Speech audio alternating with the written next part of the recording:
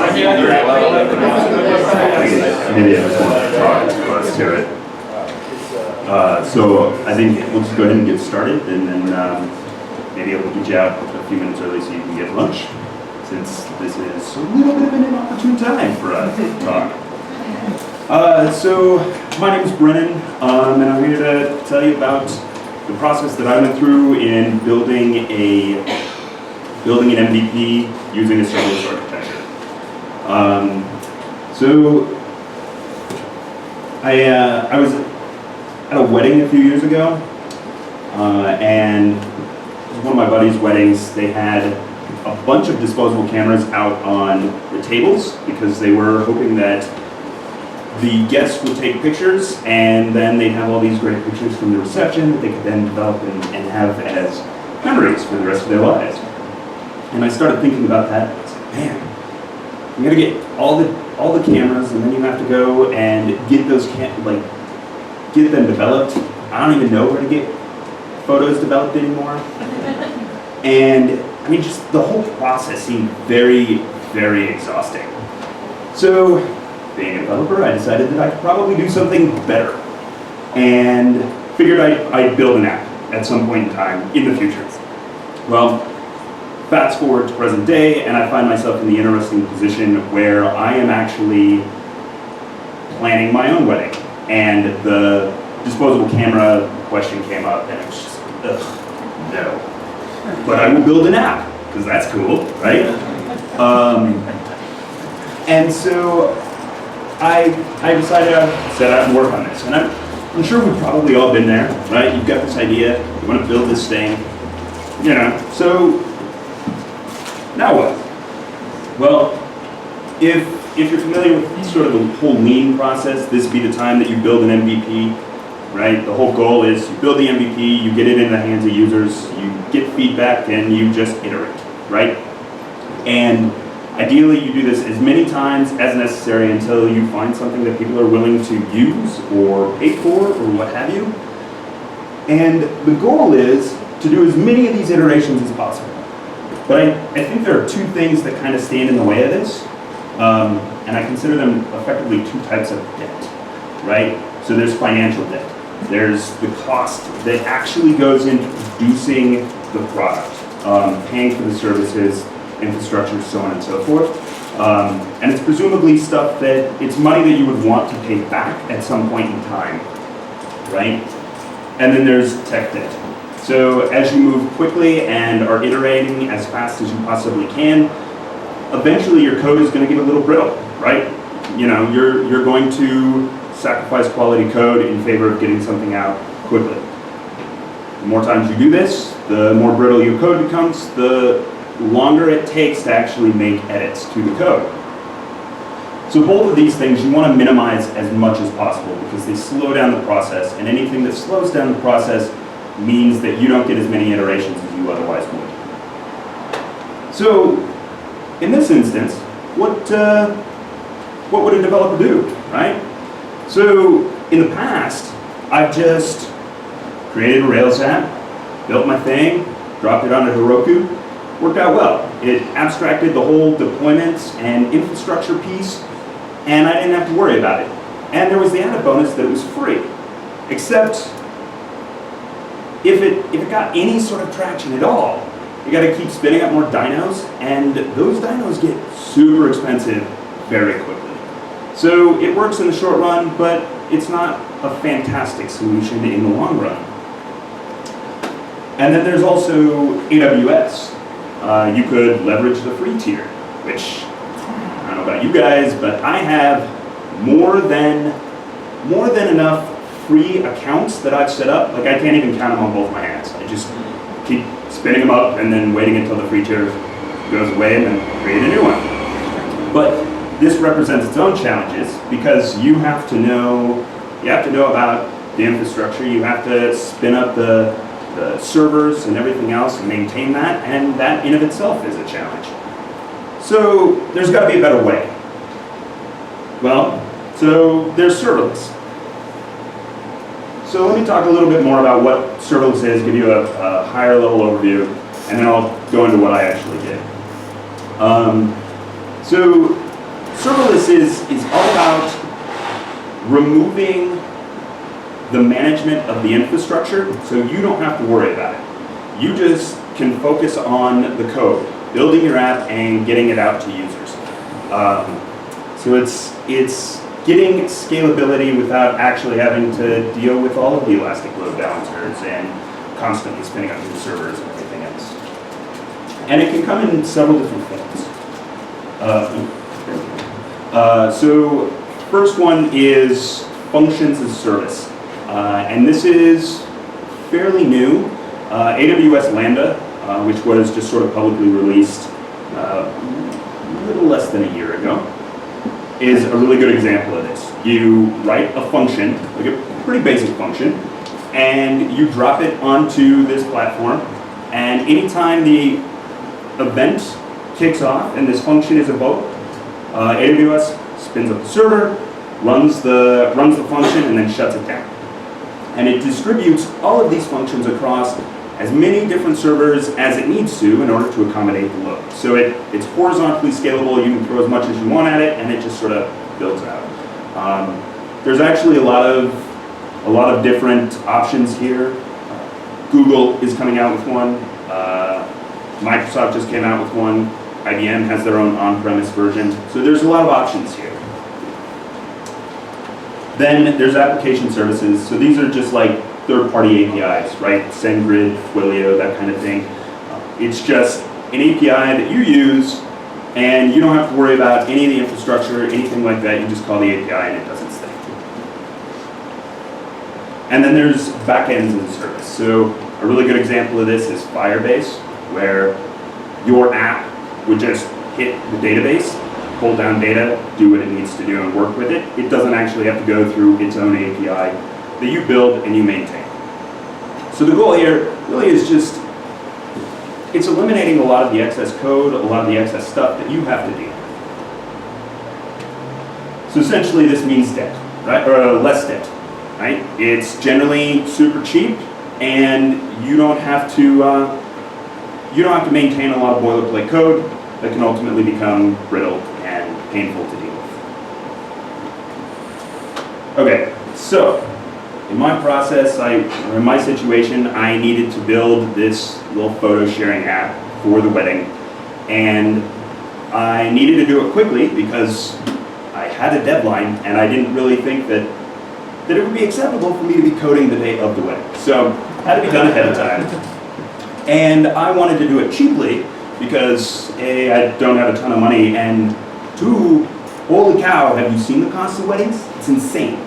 So as cheap and as fast as possible. So this absolutely seems like an opportunity to leverage serverless, right? Cheap and fast. So here's kind of what I was working with, right? It's really basic. Just need to create a new event, allow people to join it, see the events they joined, and then take pictures and view said pictures, right? Really, really basic. Most of this stuff would tie into APIs that I would build. Pictures would be stored in S3, so on and so forth. Actually, that reminds me. So really, really quickly, I'm actually going to take everybody's picture because I've spent the last month cranking this out and totally neglecting my relationship, and I'm not convinced that my fiance believes that I'm actually here giving this presentation. So I'm going to take a picture, and then so she'll know. So you should be in it then. To prove that it's actually you there. That's fair. All right, 1 second. Not just some random developed demonstration. Okay, selfie. Oh. Yeah, all right, good enough. Marriage saved. Boom. It would be super depressing if I lost it based solely on an app that I built for marriage.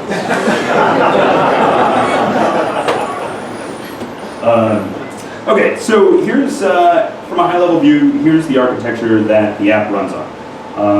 So this little icon here, the little like 3 lines with the triangle, that's LAMBDA. Here's API Gateway. Here's S3, DYNAMO DB, Simple Notification Service, SendGrid, and Auth0. and I'll go a little bit more into all of this here in a second. But essentially, so like the client over there on the far left, the client application interacts with not only the APIs and API gateway, but it also contacts Auth0, which is my user store, so it handles all authentication and everything else. And then it uploads pictures and pulls pictures directly from S3. So the client is actually doing a fair amount of stuff. All right, so first up, Lambda. It is super prominent in my application, and not just because the pictures are giant here, but there's a lot of Lambda stuff going on. Lambda is just, like I said, it's just basically you create a function, you drop the function onto the platform, and then it spins it up, runs it, and shuts it down. This is a basic Lambda function that is tied to an API endpoint, right? So every function gets an event, it gets a context, and then it gets a callback. The event is information about the stuff that kicks off the Lambda function. So in the case of an endpoint, it's just the HTTP request. So it provides you the URL, it'll provide you the headers that come with it, any sort of body that was passed to the request, so on and so forth. And then you can do whatever it is that you need to do with it. In my case, I'm finding a user from the database and grabbing the events for that user, and then just returning it back as a JSON object to the client to use as necessary.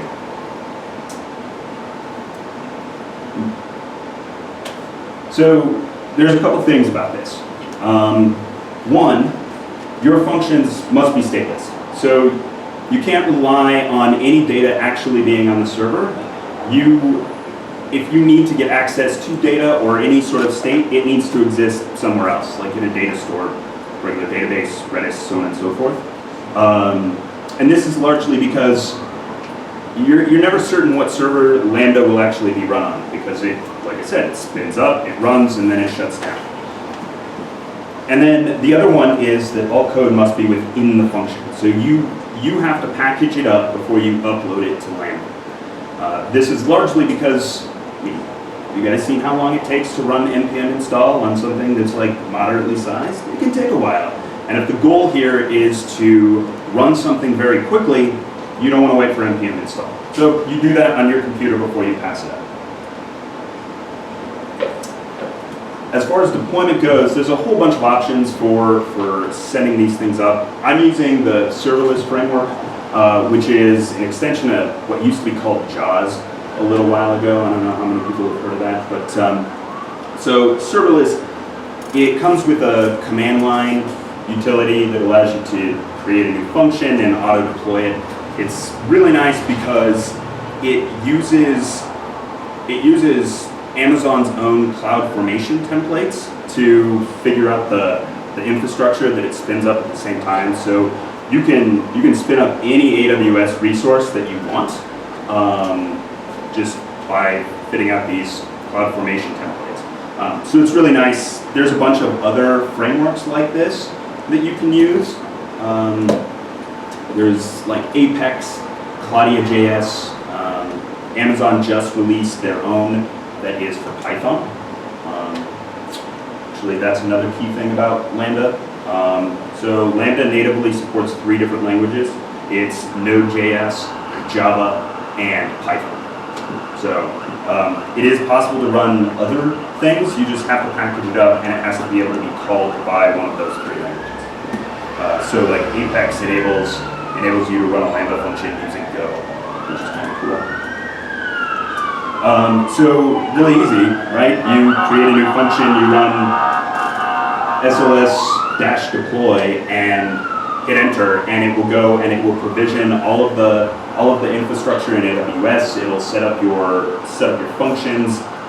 If you have an API gateway set up, so you have endpoints, it'll spin that up and take care of everything that way too. So ultimately, Lambda is less financial debt. It is super, super, super cheap to run. You're only paying for the time that you use, rather than paying for hours, which you would do for like Heroku or if you were running EC2 instances or what have you, the first million invocations of your function are free. Every million invocations after that are 20 cents. And you pay for the time that the function is running on a millisecond basis, and it's based on how much memory you allocate to the function, which at 512 megabytes is 0.000008 something cents per millisecond. So it's insanely cheap. Most of my API endpoints shut down in, I don't know, about 100 milliseconds or so.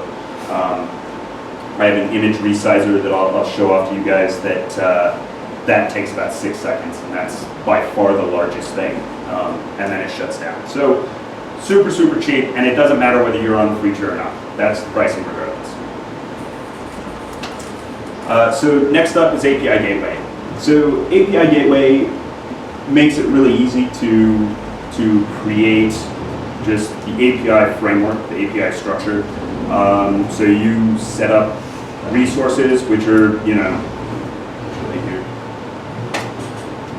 So a resource would be like /event in my case, or /user.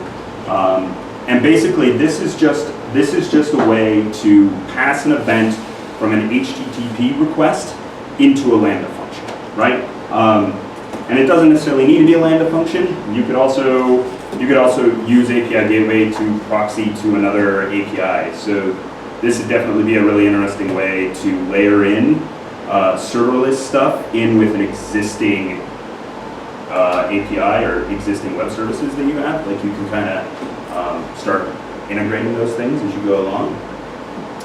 But pretty basic, right? Like you give it the endpoint and then you assign the verb as necessary. And basically tell it which Lambda function you want. So with that use case that you just mentioned, would that facilitate an easier way for you to have a static kind of API structure and integrate in a free service that's up to a certain amount of usage, and then when you start to get, it's too unaffordable and you need to go to a completely different service, that you could more easily kind of replace that out? So are you saying like set up a Heroku account, run it until you can't? Well, no. Well, I'm talking about like an out-of-the-box API or some sort of application service as a service. So like Twilio or something like that. You use a free tier up to a certain amount. Would this methodology facilitate easier swap out without affecting your front-end application? I guess. Yeah, I think it absolutely could. So API Gateway actually has a lot of power to let you manipulate the request and response that gets handed to it. So that would be the key. Yeah. So for instance, you're probably going to have like a API key provided to you by the company, right? So you would attach that. If you'd add that into the request piece of API Gateway. So it would automatically add that and pass it straight through. So yeah, you're like if you wanted to send an email, right, using SendGrid, you could have your own endpoint, and then as necessary, like oh, I don't like SendGrid anymore. They made me angry. So It got like Google and they're shutting it down. Yeah. Or I like Mailgun. Mailgun's pretty sweet. Yeah. So you can I was actually going to start playing around with that a little bit yesterday, and just didn't quite get the time to really like hammer that out and see how well that would work. But I suspect that it actually would work fairly well. So to that point, like one of the challenges, it's very powerful for API Gateway, but it's also one of the challenges of using API Gateway is that if you wanted to do stuff like, in my case, I have various response codes that I want to pass back. I actually have to build out basically a pattern matching that API Gateway will use to recognize, like, oh, this is actually supposed to be a 500. So that takes a little bit of trial and error, and the documentation isn't amazing about it, but it's basically, I mean, if you want to get you want to get super crazy, you can. Or you can go as easy as, I mean, it's just a regex, right? So dot star for anything prior to :500, and then dot star for anything afterwards. So it finds that in my JSON response, and then it determines what response to pass to it. So is all this configured in GUI? Is it like you log in and you set up all these routes and all that? Yeah, so you can set it up like that. Serverless will actually enable a lot of this stuff, and I can show you what that looks like. But so, for instance, here's the GUI. I haven't directly used AWS's CLI to work with this stuff, just because I've been using Serverless to kind of handle it all. But you should be able to do it there as well. But like, so here's the status codes. It passes back JSON. I have little error templates that it'll use as well. I guess the question is, can all this be done in code? Like, so all this configuration is not just in GUI? Yes. Okay. Yeah. Yeah. It's like in here. So this is, wow, that is super hard to see. Okay, well, that was unintended. I can absolutely show you what the code looks like after this. If you guys want to come up here and cut around, I can show you. But yes, it can be all done in code, so you can store it in version control, so on and so forth. Another interesting thing that you can do with API Gateway is you can handle authorization. So it's very good about being able to check, like validate the request body to ensure that it fits what it needs to fit in order to be able to pass to the Lambda function. So the nice thing is that you can save on event invocations, like function invocations, if you catch errors using API Gateway. But there's also authorization. So in my instance, I'm using auth0 to handle authentication, and that gives me back a JSON web token, which I pass as a header for every API call that I make from the client. And this function, this Lambda function, gets run every time there's an API call, and it validates the web token, gets information about the user from auth0, and then passes that into the actual Lambda function that will run for the endpoint. So it can be pretty much anything, right? You could have this thing just like return true if that was what you were into, or alternately false if that was what you wanted. But it can hit pretty much any database or do whatever it needs to do to authorize the user. So one of the big things with API Gateway is figuring out a lot of that request and response mapping is actually a little bit of a pain. It's a little rough right now. So hopefully it'll get better, but it's a challenge when you first get into it. But ultimately, it means less tech debt, right? Because this is all structure that you don't have to really maintain, because AWS has all the code to run this, right? You just pass in some configuration and away you go. So third-party services, right? So I use auth0 and SendGrid, just basic APIs that I don't have to worry about, but they do a lot of this functionality for me, right? I absolutely could build a user store and authentication scheme, but I'm lazy. I mean, that was demonstrated by the fact that I didn't want to get pictures developed. So I'm going to use this to do it for me. Same thing with handling email deliverability. So ultimately, this potentially can mean less tech debt because it's all code, it's all stuff that you don't have to worry about. You just hit the API and you're good to go.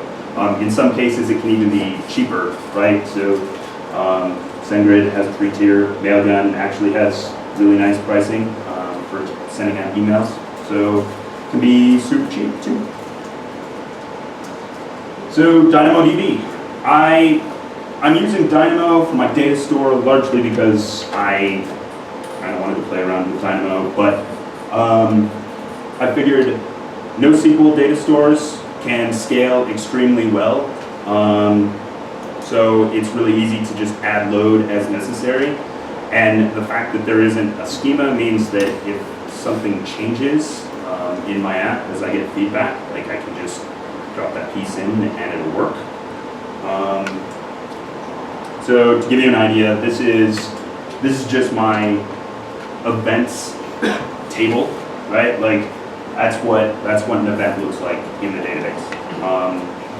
So for those that are unfamiliar with NoSQL, like it's basically just stored as like a JSON object. Same thing with users, right? There's my user and all the events that I'm associated with.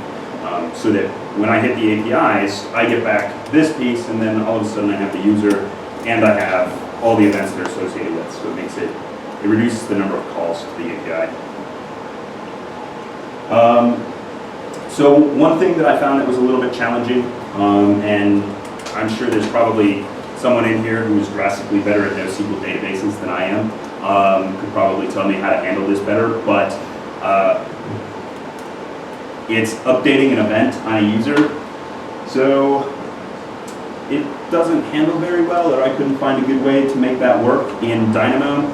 So instead, I actually have a LAMBDA function that gets fired every time an event record is changed, and it goes and it hits all the users and checks to see if they have that event tied to the user, and then it updates that. So it uses simple notification service and LAMBDA, so it'll just scale horizontally as necessary and update a ton of records. Yeah, I don't think it's the greatest way of doing it, but it works for now. There's the SNS function, right? So SNS fires this LAMBDA function, which just goes and it updates the event data for every user that has that event. So Dynamo means less financial debt. It's super cheap to run DynamoDB. You could use Firebase instead of Dynamo. That one is also super cheap to operate. But I think I'm running mine for 59 cents a month compared to if I was using an actual relational database, Amazon's RDS, that would be $7, $8 a month for a really small instance. So super cheap, super scalable, which is nice. But there's something to take with this, like a grain of salt, in that if you are not comfortable with the NoSQL database, it might just be worth spending the $8 a month for something that you may be more familiar with, which is definitely stuff that I wrestled with over the last couple months, because I much prefer relational databases, and it would have worked really well for what I was doing. Anyway, so that brings us to S3. So S3, object storage in the cloud by AWS, infinitely scalable and super cheap, right? So to give you an idea, I have an events bucket. So I have the original pictures that go into a folder for each event. And those pictures are huge. They're 4 or 5 megabytes. Like, I mean, they're giant pictures, which on a native client, on a mobile client, is really sucky to pull down. So instead, I have a thumbs bucket, which when a new picture goes in the original bucket, that bucket fires off a LAMBDA function, which sends it information about that file. That LAMBDA function pulls down the image, resizes it, and loads it back up into this thumbs bucket. So here's the function. So for every record, because it can be past multiple records or just one, depending on how active people are taking pictures. It'll download it.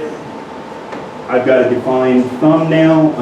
I have a config set that defines the sizes and names of the files.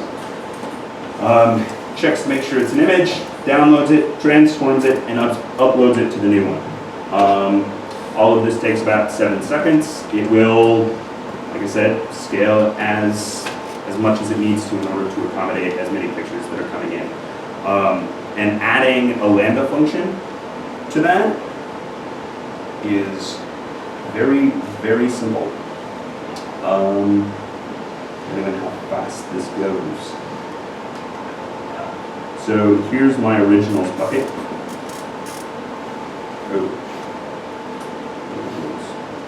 Properties. So under here, events. So you tell it when to do it. You can give it patterns to match. So my instance, or you can sit there and say, all right, well, if it's a .jpeg, right, then fire off the event. If it's a movie, don't. Like, in my case, I just let it fire it off for everything. And you can pass it various things. In this case, it's a LAMBDA function, and I just tell it what LAMBDA function to fire. So pretty simple, very easy to add. LAMBDA comes with image magic on the server itself. Some of the things with image magic are actually disabled because there was a whole huge security thing that recently came out a little while ago. But resizing a JPEG, totally doable, still available. So ultimately, S3 means less financial debt because you can store a ton of objects very, very cheaply and make it readily accessible to your app. All right, so that brings us to mobile clients, right? I mean, APIs are cool, and I love APIs, but most people don't find them so sexy. So, the mobile client. In a serverless architecture, the preference is for thick clients, right? Clients that handle a lot more of the business logic rather than relying on the APIs to do all of that stuff. So if you're going to send out an email, your client would hit send grid. Or in my case, like it hits Auth0 for authentication and it uploads pictures to S3. Like it's doing all of that as opposed to relying on APIs to handle it. And I opted to use React Native for the actual mobile client, largely because it let me build two different versions, Android and iOS, at the same time with very, very little extra lift, which was really nice and really fast. So React Native actually means less potential debt. The kicker is that it moves very, very quickly. It's very new, so there's a lot of changes that are occurring. So it's really easy for the stuff to break, and it's not necessarily clear why. So there's a really good community around it, but some days you may be out of it. So it depends on what you want, right? If you're willing to do that, it's probably certainly worth looking into. So, did you look at Ionic? I did briefly. I liked, so everything I saw was that React Native was faster. And yeah, I just opted to play around with it. I had been spending a lot of time with React before that. So yeah, I just went down that route. So the actual app, these are just screenshots. They're basically the exact same thing as the mocks, but this app is actually in beta testing on both App Store and Google Play, all within about 30 days. And then there's one other thing that I hope will work. So that picture that I took originally, I actually took with the app, which hopefully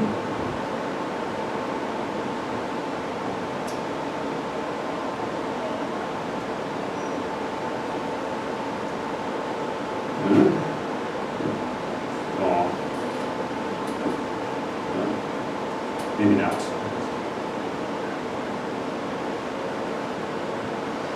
What is that? Well, 48, that seems about right? There it is. And, which one is that? 838. So, that, hopefully it doesn't embarrass me, and it actually worked. 838. So all, that one, and that one were all resized right after I took the picture.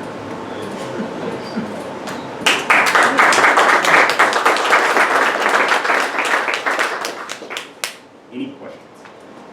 How do you handle the timing of that? So if it takes 7 seconds and somebody else pulls out that image, it's not done resizing yet, right? Because it might take a while.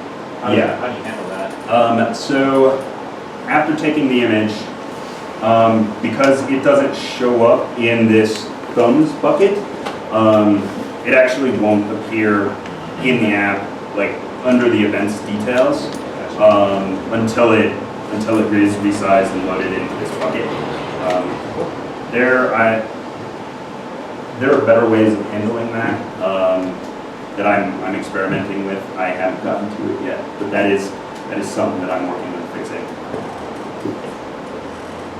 How many hours do you think you put into the API and the app?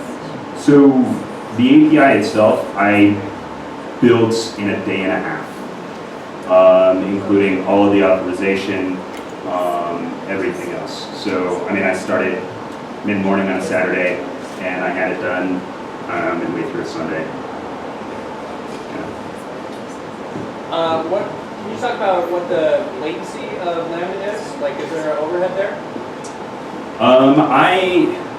I haven't noticed any major latency between when the event, like when I make the request and when it comes back. Like I said, it takes about 100 milliseconds for the LAMBDA function to complete. I think it's 100 milliseconds. One thing that I have noticed latency in, so LAMBDA will write all the logs to CloudWatch. And this definitely takes time to run. So, like 600 milliseconds. Nope, 530. So it's, I don't know, it's not quite as fast as I would like, and there's certainly optimization that I'm sure I can put into this. Part of it is, one of the really cool things about this stuff is that because I only pay for the time that my function is running, if I cut this time down by 20%, right, that actually has an impact on the cost that I'm paying to run this stuff. Whereas if I was paying for a server and paying for hours, right, the 20% difference might be noticeable to the user, but it really has no impact on the bottom line. Do you have any estimates if it's scaled up, how much it would cost to actually run all these services? Like, I mean, like let's say you had 1,000 concurrent users at any given time, like. Well, so like I said, I know it's super cheap. Yeah, your first million invocations of LAMBDA functions are 20, or first million are free. Every million after that, 20 cents. So, yeah. I think I did the calculation on it a while ago, and it was like, oh, it was like $5 a month to operate the whole thing. But yeah, that was back when acting math one night. When's your wedding? September 17th. So I have about a month to, optimize. Do you use any graphical tools with React Native to build it, or I'm not super familiar with React Native, so is it a graphical tool or is it just It's JavaScript and kind of a modified version of CSS. Yeah, not all CSS properties are supported by React Native, but yeah, it's just basically web development, modified web development. So is your application in a working state right now? Yeah. And Yeah. Is it on the stores yet or not? So it's in beta testing, like closed beta, Right. with a few dozen users, just so I can get feedback and figure out what works and what doesn't. I gave it to my fiance and she opened it up, and she did a couple things. She was like, "What do you mean I can't save this to my phone? I'm bullshit." Like, okay, first thing to fix.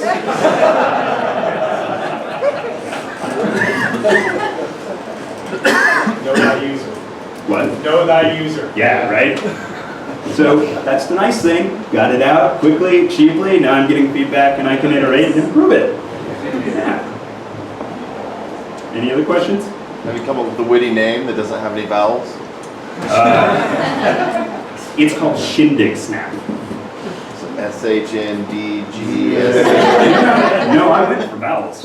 I've made that mistake before, where I had a name that didn't have any vowels, and it had a lot of letters that sounded alike, and it was really awkward when I got up in a pitch competition and I couldn't even pronounce the name. Yeah. All right. Thank you.